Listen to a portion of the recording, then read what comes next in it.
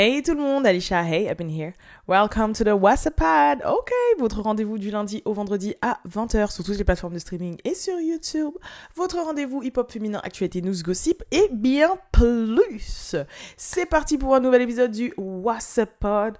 Aujourd'hui, j'ai décidé de vous expliquer bien et comme il faut ce qui s'est passé au fight de Mayweather, parce qu'en fait, c'est passé énormément de choses et je vous ai dit que c'était le bordel.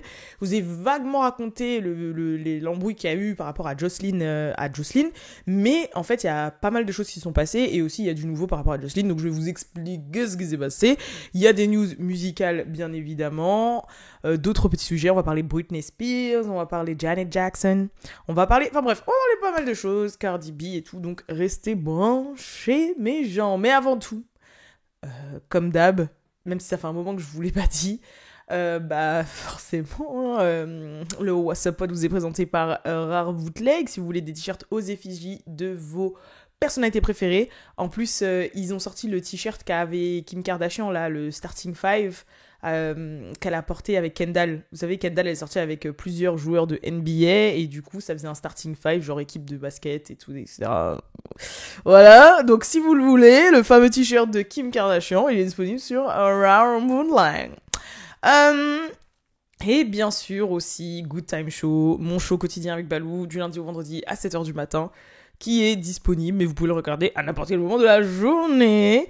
Pour tous ceux et celles qui me regardent sur YouTube, les liens sont dispo en barre d'infos. Et pour ceux qui m'écoutent de ma voix suave, vous tapez sur Internet. Voilà. Vous tapez sur YouTube. Bref, on va directement rentrer dans le vif du sujet, tu vois. Donc, ce qui s'est passé. Faut savoir que de base, c'était un match de boxe, enfin un combat de boxe entre Floyd Mayweather et John Gotti III, ok? John Gotti, 3e du nom.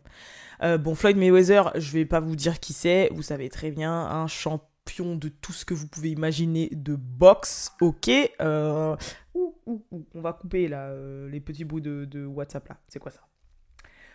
Donc je vais pas vous présenter Floyd Mayweather, vous savez qu'il a une fille qui s'appelle Yana Mayweather, mais on la surnomme Yaya Mayweather, qui a eu un enfant avec NBA Youngboy qui s'appelle Kentrell Jr. D'ailleurs, le petit a 2 ans je crois maintenant, et c'est la première fois qu'on a vu sa tête, parce que ça va faire 2 ans que Yaya a caché son visage, et là pour l'occasion, c'est la première fois qu'on a vu sa tête. Il était dans les bras de son grand-père, et le petit a déjà 2 ans, et he got hands, tu vois, genre vraiment, il est déjà en train de faire de la boxe, déjà, il marchait déjà pas qu'il ait des grands, il y a des vidéos de lui avec des grands gants de boxe dans les mains, là, il est en train de taper comme ça, donc ça se voit qu'il est en train de lui faire un projet Mbappé de boxe, tu vois.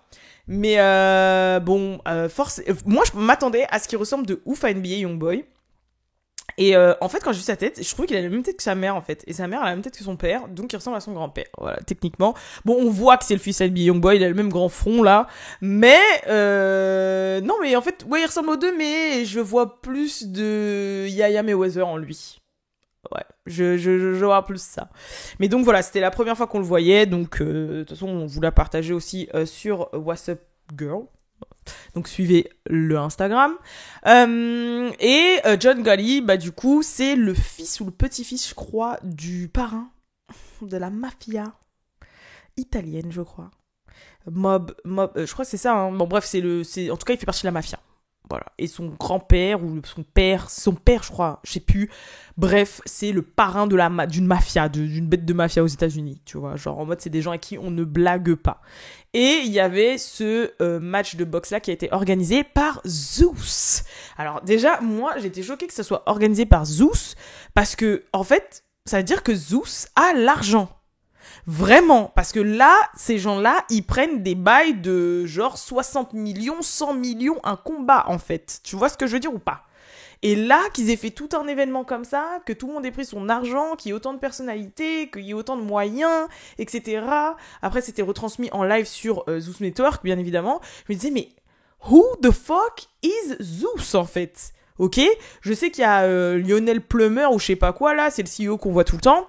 Et je sais qu'il y a des personnalités comme par exemple D-Storm, King Batch, etc. qui ont des parts dans Zeus Network en fait, qui font partie des créateurs de Zeus Network, c'est des actionnaires et tout. Donc je sais qu'il y a de la moula, mais je pensais pas qu'il y ait de la moula à ce point pour que ça ait un un événement sportif à ce point, en fait, en mode, oh là là, Zeus Network et tout, ils vont hoster un match un combat de boxe de Floyd Mayweather, en fait. Tu vois? Bref, le combat a lieu, et en fait, il y a eu plusieurs bifs, voilà. Parce que je vous ai parlé seulement du truc de Jocelyn, mais en fait, il y a eu un bif entre Floyd Mayweather et John Gotti, là, en dehors du combat même. Il y a eu un bif entre Jocelyn et Big Lex, et il y a eu un bif entre Yaya Mayweather et Nicolette Gotti, qui est la nièce ou la petite sœur de John Gotti. Et Yaya Mayweather, c'est la fille de Floyd Mayweather. Donc en fait, c'est pour ça que je vous ai dit, franchement, sans oublier un bordel qu'il y a autour, que je vais vous rajouter, parce qu'il y a plein de gens qui se sont battus là-dedans. Mais franchement, écoutez-moi bien, c'était l'événement le plus ghetto que j'ai jamais vu de ma vie. Je vous l'avais dit hier, mais là, en fait, non. C'est l'événement le plus ghetto que j'ai jamais vu de ma vie. Bon, clairement. Attends, j'attends Balou qui monte les escaliers. Donc soit il va venir me voir, soit il va tourner directement.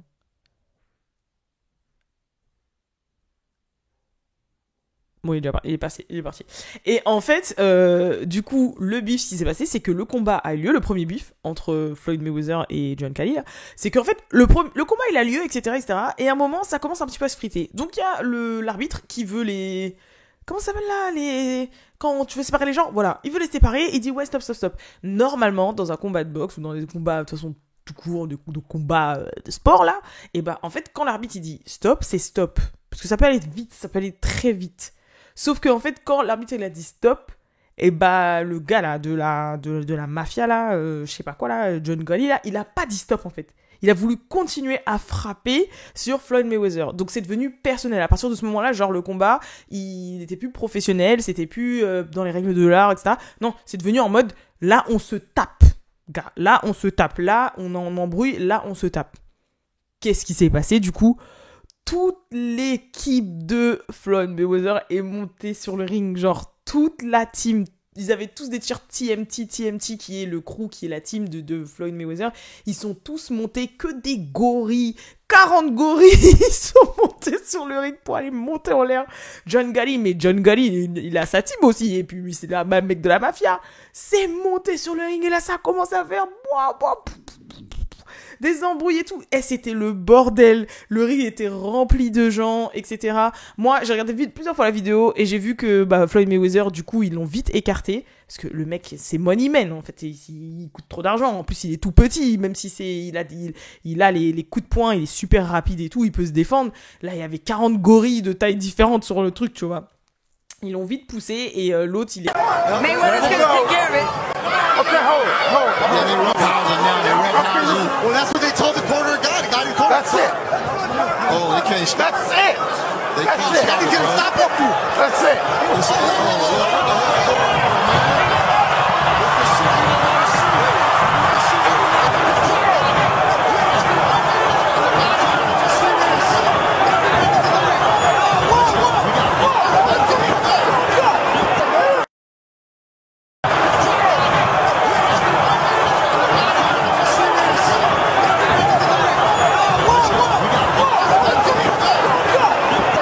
Resté bloqué dans un coin, les gens le retenaient et tout, mais là, c'était trop le bordel. C'est parti en cacahuète. Et à partir de ce moment-là, je sais pas ce qu'il y a eu dans l'atmosphère de cet événement, mais tout le monde a commencé à se taper. Alors, je sais pas qui était le fournisseur de Coca-Cola sur les lieux, ou quel genre de droga, mais tout le monde en a sniffé. Moi, je vous le dis. Et c'était catastrophique. À partir de là, c'était mort. Genre, dans le public, il y a grave des gens qui se sont tapés. Il y a même un moment, une vidéo qui tourne où il y a une bagarre générale dans le public. Il y avait des mecs qui se battaient. Il y a un gars, il a voulu rentrer pour séparer. Ça a énervé un des gars. Du coup, l'autre gars, il lui a mis une patate. Ça a énervé le mec qui voulait séparer. C'est reparti en embrouille. Genre, tout le monde se battait.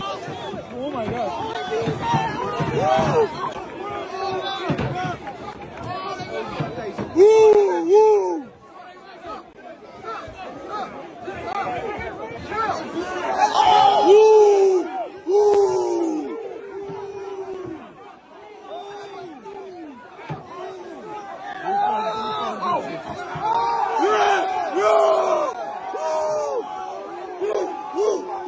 il y avait des embrouilles de tous les côtés, jusque dans les coulisses. Et c'est là qu'il y a eu l'embrouille avec Jocelyn. Mais avant, je vais revenir vite fait sur le beef Floyd machin là.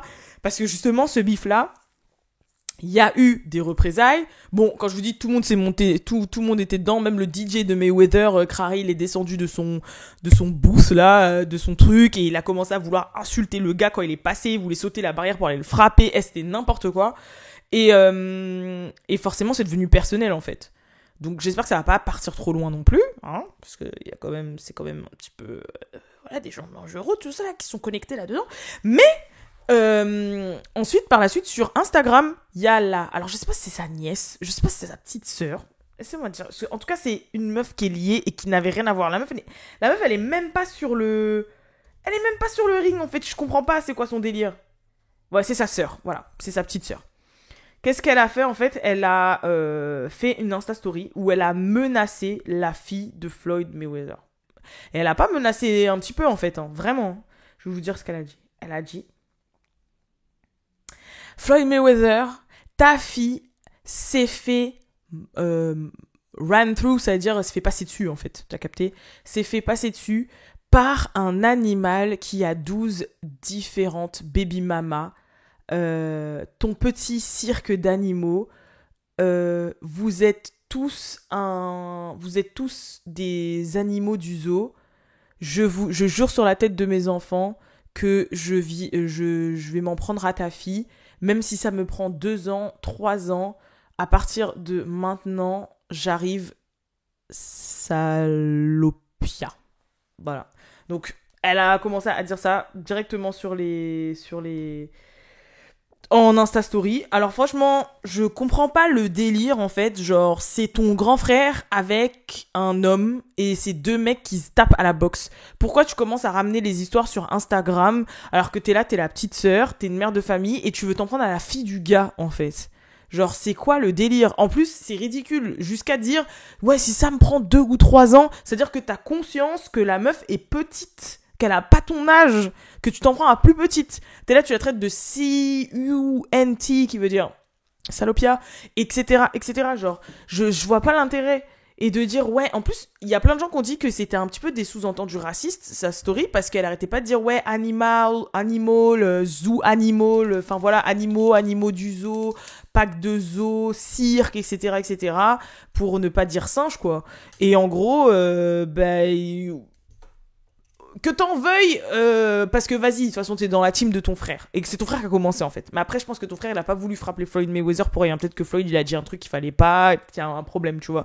Mais genre que tu sois dans la team de ton frère et que t'insultes Floyd, soit. Mais sa fille elle a quoi à voir là-dedans en fait? Genre je ne comprends pas. Le problème c'est que c'est mob ties, tu vois, comme on dit, genre parce que c'est genre en mode les liens de la famille, la mafia, tu vois, le parrain, etc. Mob ties. Et en gros, bah, t'en touches à un, tu touches à tout le monde, et tout le monde a le droit de toucher à tout le monde de ton côté aussi.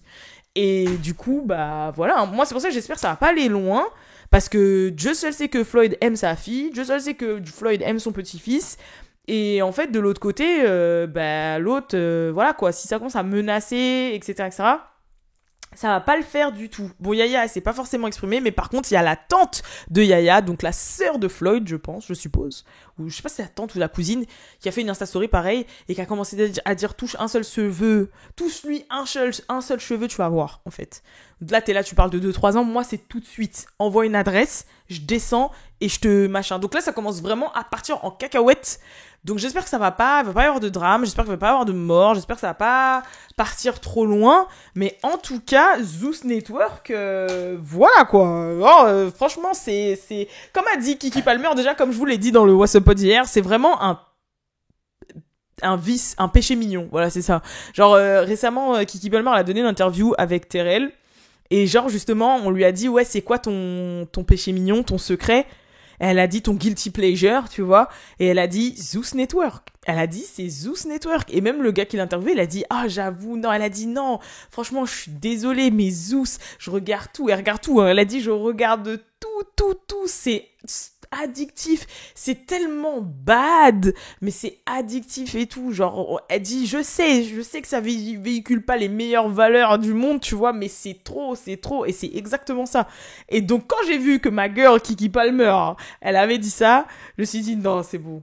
Franchement, voilà, je suis désolée. Hein. Moi, peut-être après, c'est une question aussi... Non, c'est même pas une question de génération, parce que j'avoue, moi, j'ai grandi avec MTV. MTV, il y avait que des contenus comme ça. Hein. Franchement, c'était n'importe quoi. Donc, voilà, c'est pas non plus à pousser. Faut quand même se dire que, voilà, c'est un adulte. Tu peux pas regarder ça avec tes enfants à côté et tout.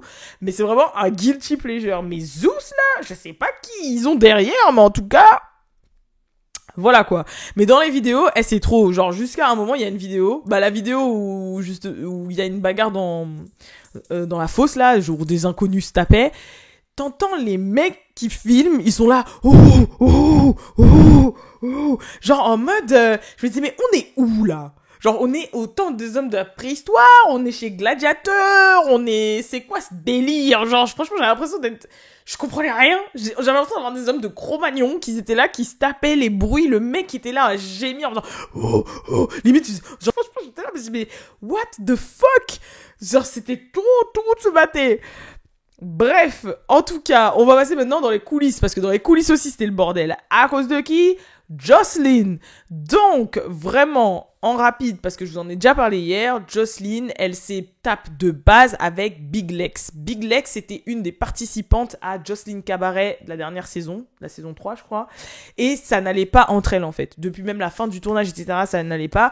Et ça faisait un moment qu'elle menaçait. Qu'elle n'arrêtait pas de dire, ouais, it's on side. Genre en mode, quand on va se voir, on va se taper et tout, on va régler nos comptes. Quand on va se voir, on va se taper, on va régler nos comptes. Sauf que Jocelyn, là, Jocelyn Hernandez, Jocelyn la Puerto Rican princess.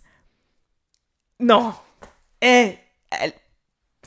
tu peux pas la taper en fait.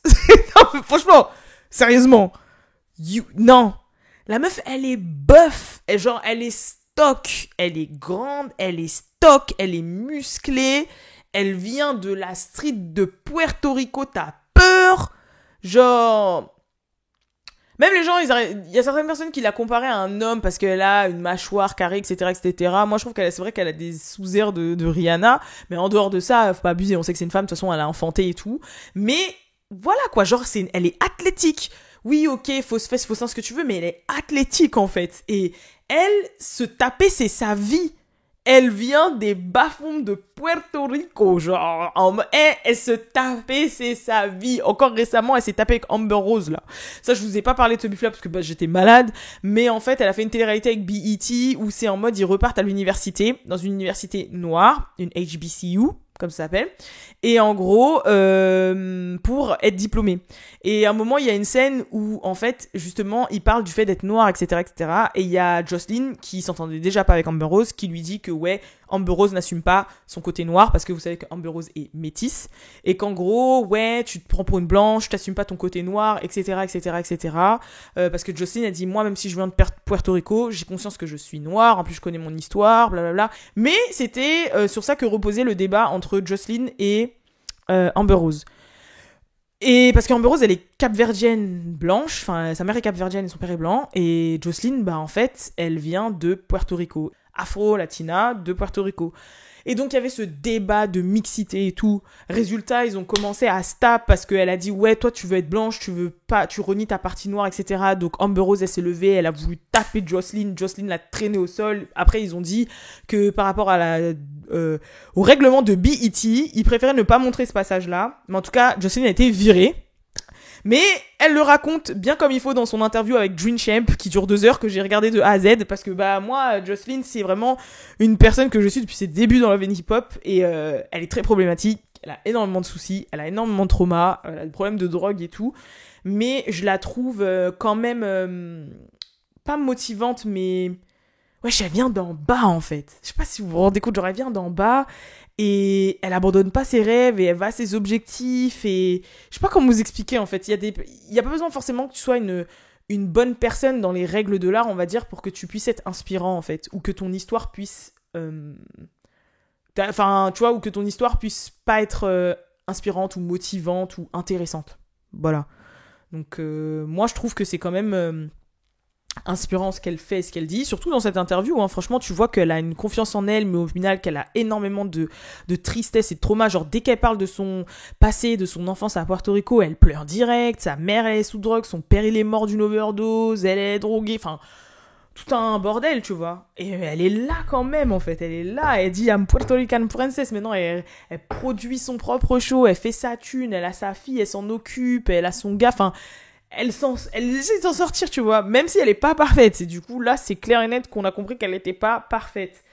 Et ouais, du coup, elle s'était tape par rapport à ça. Après, Amber Rose, elle avait donné l'exemple de Doja Cat et de Lato. Elle a dit, moi, je suis mixte. J'ai pas de côté à choisir. Ça me demande de choisir entre mon père et ma mère. J'ai jamais dit que je reniais mon côté noir. Mais j'ai jamais dit que je sais pas quoi. Enfin, bref, c'est parti super loin comme histoire.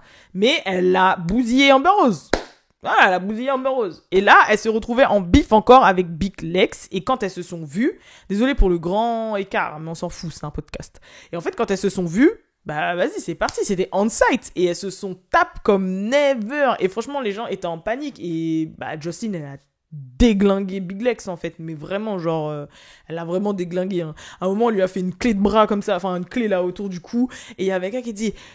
She gonna kill her, she gonna kill her, she gonna kill her, et tout, nan. Et en fait, Jocelyn, je pense qu'elle était sous Coca-Cola. Parce qu'elle a déjà avoué avoir des problèmes de drogue. Et d'ailleurs, récemment, avant cette performance, celle d'avant, elle a dit que c'était sa première performance à jeun. Enfin, sa première performance sans avoir pris quelque chose avant. Et là, malheureusement, quand j'ai vu la performance qu'elle avait fait, je me suis dit, ouh, she's high. Genre, elle est high as fuck, c'est sûr et certain, ça va pas louper. Donc en fait, dans les coulisses, quand elle en a fini avec Big Legs, elle est rentrée dans une rage folle. Je pense que c'était une rage de la Coca-Cola, Coca-Cola. Et du coup, elle s'est mise à frapper tout le monde. Même une première meuf venue, elle a mis une calotte. Après, la meuf, elle a voulu lui lancer un verre. Donc ça, elle s'est frappée avec la meuf. Elle a frappé des bodyguards, des hommes, des gars, un policier, etc. Elle était, mais genre... elle était inarrêtable. Là, c'était Hulk.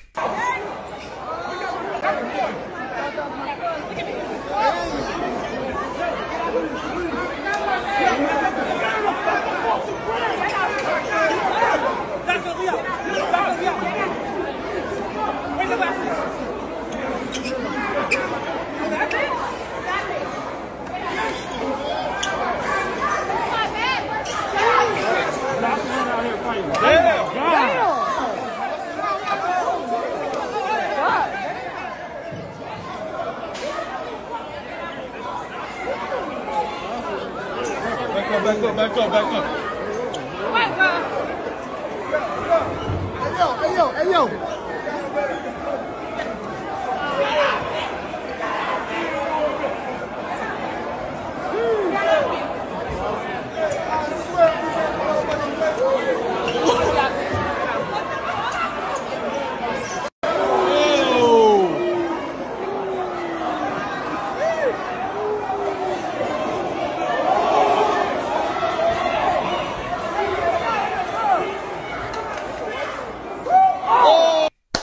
Jocelyn, là c'était waouh, je sais pas qu'est-ce qui s'est passé, mais c'était catastrophique.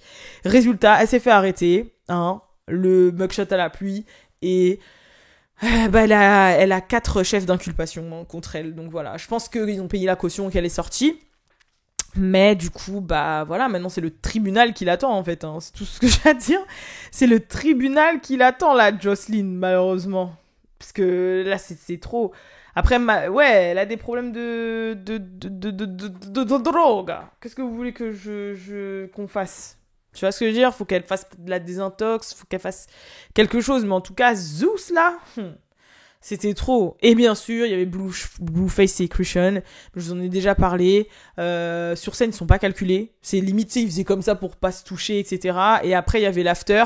Mais pareil, je pense que c'était en mode, ils devaient s'afficher ensemble parce qu'ils étaient payés et que c'était pour l'événement. Mais ils ont pas non plus montré de super grandes marques d'affection. Alors que d'habitude, quand ils vont en soirée, elles whine toujours sur lui ou il y a des dingueries qui se passent. Là, c'était vraiment très lambda. Donc je pense vraiment que c'était histoire de faire présence et d'avoir le chèque. Même si, genre dans les dans les médias, ils disaient ouais, après leur embrouille, ils sont ensemble, regardez, ils s'affichent ensemble. Moi, de ce que j'ai vu, c'était pas vraiment en mode ils s'affichent ensemble parce que genre ils se revalident. Hein. C'était plus oh non, j'avais changé mon truc. C'était plus ils s'affichent ensemble parce qu'il faut le faire parce qu'ils sont payés par Zeus et qu'ils ont dû manger un bon petit pactole, tu vois. Donc voilà, j'espère quand même que j'étais un peu plus carré, un peu plus précis sur ce qui s'est passé sur cet événement de Zeus Network. Maintenant, on va passer à la suite. On va parler des rumeurs et des gossips rapidement. Donc déjà, il y a Cardi B qui s'est fait tabasser sur les réseaux sociaux parce qu'elle a posté une photo d'elle de dos où en mode elle montre son BBL et elle disait « You can kiss my ass » avec la cellulite. Bien évidemment, elle a supprimé la photo après parce que les gens l'ont terminée. Moi, franchement, ce qui m'a un peu... c'est pas que ça... Vous allez comprendre. En fait, elle a posté la photo de base pour narguer les gens. Pour que ça fasse parler, pour narguer les gens et pour dire « Regardez, je m'assume ». Et au final, les retours qu'elle a eus étaient tellement violents qu'elle a supprimé la photo, en fait. Donc ça veut dire que les gens ont réussi à être plus virulents qu'elle ne pensait. Bon bref, ils ont commencé à dire que ça ressemble à du gruyère, à de la feta, à de la mozzarella, que elle était botch, que faut qu'elle arrête la chirurgie. Il y a même la mère de Black China, la Tokyo Tony. Non mais je vous ai posté une vidéo là sur What's Up Pod. En fait, j'étais obligée de vous la poster parce que elle arrêtait pas de pop-up devant ma tête et je disais mais what the fuck is that? Voilà. Des fois, il y a des trucs que je vois quand ça me fait réagir, parce que ça me procure une émotion. Je suis obligée de le reposter sur WhatsApp Pod ou WhatsApp Girl pour que les gens puissent réagir aussi, pour voir que je suis pas toute seule dans ma souffrance, tu vois. Et genre, en fait, elle a dit, ouais, tu ressembles à Joan Rivers. Joan Rivers, c'était une personnalité qui est décédée maintenant, qui faisait Fashion Police et qui était grave refaite de partout avec du botox, etc. Et en fait, c'est parce que quand elle a fait la vidéo avec Scarlett là en studio, elle était morte de rire. Elle a dit, wesh, Cardi B, ils arrivent quoi avec ton visage et tout? On dirait Joan Rivers et tout. Trop de chirurgie, trop de chirurgie. Donc voilà, Cardi B s'est fait terminer sur son physique sur internet pour sa fameuse photo des fesses. Et enfin, il y a Janet Jackson aussi, qui fait énormément parler parce qu'elle a un noubou qui a 34 ans de moins qu'elle. Voilà. Je crois qu'elle a 23 ou 24 ans, c'est un de ses danseurs. Bon, elle nous fait une Madonna en fait, ou elle nous fait une Gillo. Comme Gillo quand elle est sortie avec le pote de Balou là. Comment il s'appelle son gars? J'ai oublié, c'était le latino là, qui crump là. Oh, j'ai oublié. Mais bref. Et en fait, on a l'habitude de voir ça. Qu'une pop star ou qu'une pop star d'un certain âge sort avec un de ses danseurs. On a l'habitude, franchement, genre moi ça m'a pas choqué plus que ça, tu vois. Après oui, il y a toute la déontologie de l'âge, pas l'âge, machin, mais franchement, on voit des vieux groutons sortir avec des petites jeunettes à longueur de journée, et quand c'est le contraire, ça dérange. Donc voilà, je veux pas faire la féministe ici, mais je trouve quand même ça moins cringy. Vous voyez ce que je veux dire? Parce que, at the end of the day, c'est le gars qui rentre dedans, hein, et pas le contraire. Tu vois ce que je veux dire? Donc, à partir de ce moment-là, voilà quoi. Mais c'est vrai que ça a fait énormément parler, parce qu'il disait quand même, elle a acheté de sa grand-mère, tout et tout et tout. Moi, encore une fois, ils sont tous les deux majeurs et vaccinés. Hein. Après, oui, il y a tout le principe de, ouais, mais quand t'as une certaine maturité, ou tu peux avoir l'ascendant sur la personne, etc., etc. Mais de ce que ça semble être, moi j'ai plus l'impression que c'est en mode elle est contente d'avoir un petit genou dans la fleur de l'âge, et lui il est content de sortir avec Madonna, et puis il y a l'oseille derrière, et puis voilà quoi, ça va pas spécialement durer, puis je pense, et puis c'est tout. Au niveau musical, SZA a battu un nouveau record. Je crois que c'est l'artiste féminine qui a le plus vendu, alors en termes d'albums, par rapport à SOS. Et dans le top 5, elle a SOS et Control, et son album Control. Si je dis pas de bêtises. Il y a Anti qui est en 5ème position. Je vous dis toute tête là, je suis ouf. Hein. Ah voilà. Non. SOS qui a vendu 1 800 000. Voilà. Best Selling Album by a Black Woman in the US. Cette année. Voilà. Et donc, numéro 1, SOS. Numéro 2, Renaissance. Numéro 3, Control. Et numéro 4, Anti, s'il vous plaît. Donc, voilà. Et je trouve ça ouf que Control et Anti, ça soit encore les best-selling albums this year. Et qu'elle a mis quand même une tempête à Renaissance de Beyoncé, hein. 1,8 million, wesh. Alors que Renaissance, 448. Elle lui a mis, franchement, sans mentir, elle a mis une tempête. Elle a mis le triple, voire le quadruple. C'est chaud. Enfin bref, voilà. Il y a Miley Cyrus qui, ce serait sûrement elle qui va faire le Super Bowl de l'année prochaine. Donc c'est en pourparlers. Après ça me fait penser à l'époque où c'était en pourparlers pour Rihanna et qu'au final ça s'est avéré le cas. Moi ça me dérange pas. Je pense qu'elle va nous faire un show qui va partir de ses débuts en tant qu'Anna Montana. Elle va nous faire un ou deux tubes. Après, quand elle est devenue Miley, truc Mountain, là, Party in the USA. Après, elle va nous faire sa période où elle était dans le hip-hop avec With my Jason in a club. Manasta, One Jason. T'as capté? Et puis après, ça va aller plus dans Wrecking Ball. Et après, nanana, jusqu'à arriver à Flowers, out of my head in a sand. T'as capté? Moi, je le vois très bien, hein. Je vois pas de, tu vois, au début elle a une perruque blanche, elle a Montana, après elle l'enlève et tout, nanani. Moi franchement j'arrive à le voir.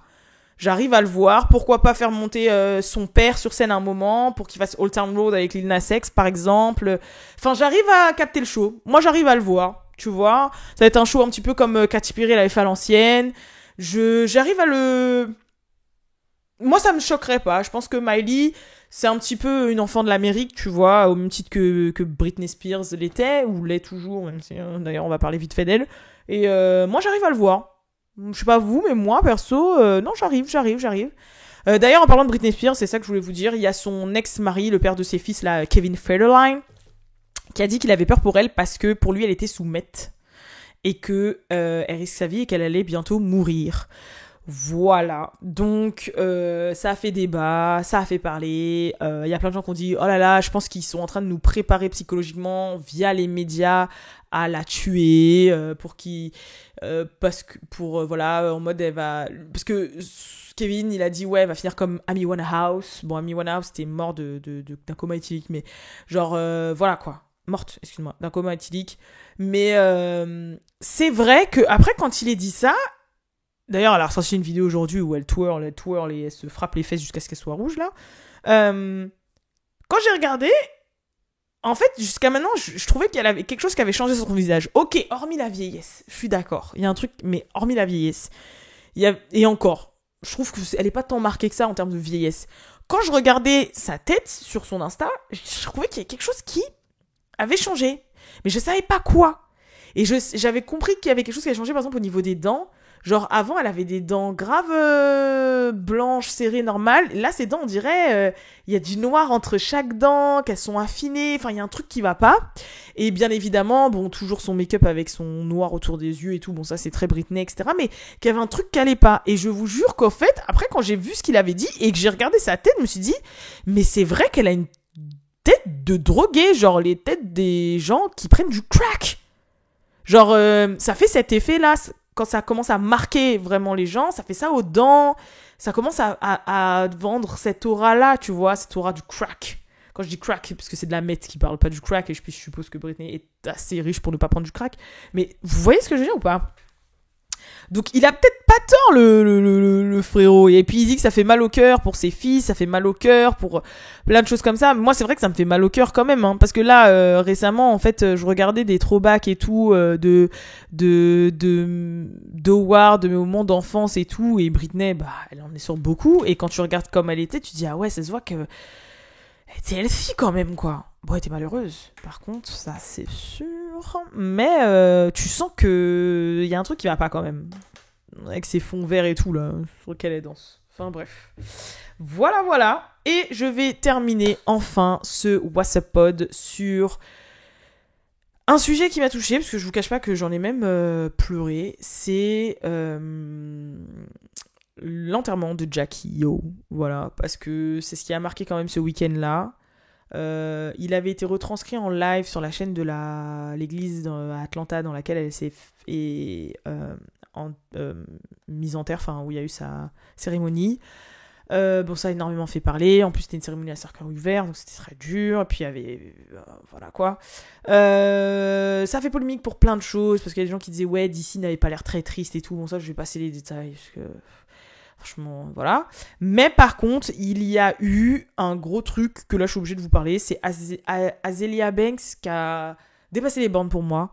En fait, elle a fait une story en disant que la mort de Jackie O, c'était le karma pour DC Young Fly parce qu'il s'était foutu de sa gueule sur l'émission Wild 'N Out. Et que, comme par hasard, elle était morte le jour de son anniversaire. Enfin, je sais plus ce qui se passait. Enfin, elle a dit un truc de merde comme ça. Et c'était tellement genre... Je me suis dit, non, mais c'est pas possible d'être aussi folle que ça. Non, mais en plus, parce que l'épisode de Wild 'N Out, c'est en mode, c'était une épreuve où tu devais être petty, où tu devais shade l'un et l'autre, mais en étant gentil. Et c'est DC Young Fly. Donc, elle s'était invitée, il la shade. Et genre, elle, parce qu'il a dit ugly ou un truc comme ça, elle s'est mise à pleurer, elle s'est sentie touchée. Et c'était il y a des années, genre il y a 4-5 ans en fait. Et là, la meuf, elle se réveille et elle dit, ouais, c'était le karma parce que tu t'es moqué de moi, tu m'as fait pleurer sur Wild 'N Out, maintenant ta meuf, elle est morte. Mais c'était vraiment tellement Genre, je me suis dit, mais elle est complètement tarée, en fait. Genre, elle est folle, elle est folle. She's crazy. Elle est folle. Bref. Moi, j'y crois toujours pas qu'elle soit décédée. C'est chaud. En plus, je suis toutes ces copines-là. Donc, c'était... Franchement, ce week-end, c'était l'enfer pour moi. J'ai fuyé mon téléphone parce que j'en pouvais plus, en fait, de voir des trucs comme ça. Et B. Simone aussi qui était dans la sauce parce que elle a dit aux gens de suivre son close friend, donc c'est un peu le même équivalent que Patreon ou OnlyFans, mais genre en mode avec du contenu exclusif, parce qu'elle a dit qu'elle ne postera, elle sera plus trop présente sur les réseaux pendant un moment, le temps qu'elle grieves, enfin le temps qu'elle fasse son deuil, mais qu'elle sera quand même un peu plus présente sur son close friends. Et donc si vous voulez voir voilà son close friends, et les gens ont dit mais attends, mais c'est un truc de ouf, elle essaye de capitaliser sur la mort de sa pote. Et c'est vrai que j'ai trouvé ça très pas comment dire, distasteful, comment on dit, maladroit, voilà, je trouve ça maladroit. En fait, je me suis dit, parce que vous savez très bien que B. Simone, moi, là-bas, c'est quelqu'un que je valide, mais je me suis dit, je comprends pas le but, en fait. Genre, tu dis que tu vas être endeuillé, donc tu vas m'en poster, mais que tu vas quand même poster sur ton truc de contenu privé où les gens ils doivent payer pour te voir endeuillé. C'était weird. Mais après, j'ai réfléchi et je me suis dit, bon, elle va sûrement s'exprimer dans le prochain podcast, mais je me suis dit, il n'y a qu'une seule chose peut-être qu'elle peut dire pour se défendre. Mais même ça, c'est bizarre. Mais il n'y a qu'une seule chose. Mais je sais que c'était vraiment la pote de Jackie, genre c'est même elle qui a porté les fleurs et tout pendant l'enterrement, etc. Donc c'est... Voilà. Mais je pense qu'il y a qu'une seule chose, c'est en mode elle devait se dire, ouais, c'est un moment tellement difficile et tellement privé pour moi que j'ai envie que... Mais en même temps, c'est mon gagne-pain, la visibilité, les réseaux sociaux, enfin bref, tout ce que vous voyez, que bah forcément, faut que je pallie les deux, et que j'ai... Les seules personnes dont j'ai envie qui aient accès à ma douleur, entre guillemets, ou je sais qu'ils vont être compréhensifs, qu'ils vont pas se moquer de moi parce que peut-être que je vais faire une vidéo où je vais rigoler, avoir plein de commentaires en mode « Ah, ça y est, t'es pas triste, t'es plus triste, ta pote elle est morte il y a 2 jours, tu souris déjà, etc. » Enfin bref, voilà. Elle s'est dit le meilleur moyen de faire ce tri-là, c'est d'avoir mes vrais supporters, mes vraies supportrices, supporters, etc. Et que c'est des gens qui payent mon close friend, en fait. Parce que si les gens payent pour la voir elle et voir son contenu exclusif, c'est que c'est vraiment des vrais fans. Enfin, quand je dis fans, c'est des vrais gens qui la soutiennent. Donc, c'est des gens qui ont quand même un minimum de bienveillance envers elle. Et donc, je pense qu'elle préfère, s'il y a quelques contenus qu'elle fait, que ce soit ces gens-là qui le voient, sachant que ça va être des contenus assez durs, on va te rire, plutôt que le monde entier et qu'elle soit jugée à longueur de journée, qu'il y a du voyeurisme bizarre. Donc, c'est la seule chose que moi je peux lui donner en tant que terme d'excuse par rapport à ça. Parce que sinon, c'est vrai que c'était très bizarre. Genre, c'était en mode. Moi, je sais pas, je vis un décès de quelqu'un de proche. Je sais même pas si je pense à ça en fait. T'as vu, donc. I don't know. Mais c'est les deux choses qui ont fait parler par rapport à son enterrement, hormis bien évidemment le côté d'ici, les enfants, la vidéo et tout. Et franchement. C'est ouf. Franchement, il m'a tapé. Je crois que son décès m'a tapé plus que genre certaines personnalités et tout. Hein. Je vous jure, genre vraiment, en fait, quand je vois, je me dis, mais non, mais c'est pas possible. En fait, je pense que déjà, comme c'était une personne très lumineuse, genre vraiment, genre même ses potes, ils arrêtaient pas de l'appeler unicorn et tout, genre licorne, parce que la meuf, elle était tout le temps plein de couleurs, plein de roses, de bleu ciel, de turquoise, très lumineuse, très plein de lumière. Son contenu était très lumineux, en fait, tu vois. Et elle était toute douce, elle était toute gentille, elle était jeune. Son gars, c'est un humoriste qui fait rire les gens. Enfin, vous voyez ce que je veux dire? Genre, il y avait grave de la lumière, en fait. Et te dire que du jour au lendemain, comme ça, c'est trop bizarre. C'est trop bizarre. Même sa meilleure amie, Lolo Wood, c'est la meuf de Odell Beckham, je la suis depuis longtemps, Lolo Wood. Genre, je crois que j'ai suivi à la même période, parce qu'elle c'était le mois de Seeger et tout. Franchement, ça fait trop bizarre. De toute façon, il y a des gens comme ça qui sont pas très connus, mais que toi, par exemple, tu suis depuis un moment et que t'es là, t'es en mode. That's weird. Donc voilà. Enfin bref, en tout cas. C'est tout pour ce What's Up Pod. En tout cas, je vous donne rendez-vous demain pour le prochain. Bien sûr. Je vous fais de gros bisous. Et je vous dis à la prochaine pour le prochain What's Up Pod. Peace.